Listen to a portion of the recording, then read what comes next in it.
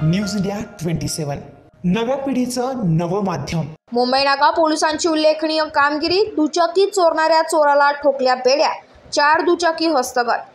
दिनांक 7 मे 2024 रोजी मुंबई नाका पोलीस स्टेशन नाशिक शहरकडील गुन्हेशोध पथकाचे पोलीस अंमलदार हे हद्दीत गस्त करीत असताना पोलीस शिपाई गणेश बोरनारे यांना गोपनीय बातमीदारामार्फत माहिती मिळाली की एक इसम हा भारतनगर नाशिक या ठिकाणी 2 चोरीच्या दुचाकी विक्रीसाठी घेऊन येणार आहे।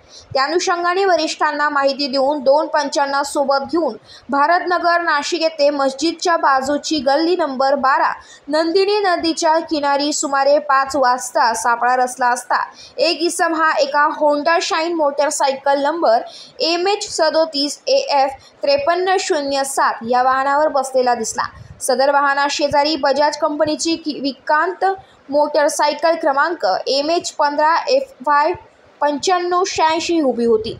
सदर इसमाने पोलीस पथकास पाहताच पळून जाण्याचा प्रयत्न केला, परंतु पोलिसांनी सदर इसमास पाठलाग करून 2 पकडले व त्याचा नाव पत्ता विचारला असता त्याने त्याचं नाव सोहेल उर्फ बाबू पप्पू अन्सारी राहणार भारतनगर असे सांगितले। सदर इसमाकडे अधिक चौकशी केली असता त्याने सदर दुचाकी वाहने चोरी केल्याचे सांगितले। तसेच इतरही 2 दुचाकी वाहने त्याने चोरी केल्याची कबुली दिली आहे। बाबू अन्सारी याकडून मुंबई नाका पोलिसांनी त्याने चोरी केलेल्या एकूण 4 दुचाकी वाहन हस्तगत केली आहे। असा एकूण 1,05,000 रुपये किमतीचा एकूण 4 मोटरसायकली मुंबई नाका पोलिसांनी आरोपी सोहेल उर्फ बाबू पप्पू अन्सारी यांच्याकडून हस्तगत केलाय। आज दुपारनंतर डीबी पथकाला एक गोपनीय माहिती मिळाली होती की भारतनगरमध्ये एक इसम 2 चोरीच्या मोटरसायकल विक्रीसाठी घेऊन येत आहे। त्या अनुषंगाने आमचे डीबीचे PSI शेख आणि डीबीचे ASI सोनार त्यांच्या पथकासह भारतनगर येथे पोहोचले आणि सदर आरोपीला 2 गाड्यासह ताब्यात घेतलं। त्यांनी अजून 2 गाड्याची आपल्याला कबुली दिली।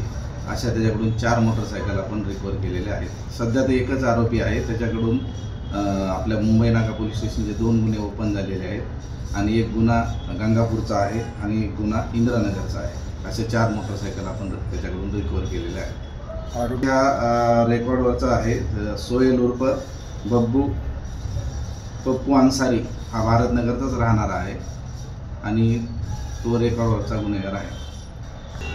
रोज सदरची कामगिरी माननीय पोलीस आयुक्त सर, तसेच आमचे झोन 1चे पोलीस उपायुक्त सर, सहाय्यक पोलीस आयुक्त धुमाळ सर यांच्या मार्गदर्शनाखाली आमच्या सगळ्या डीबी पथकाने केलेली आहे आणि पुढील तपास चालू आहे।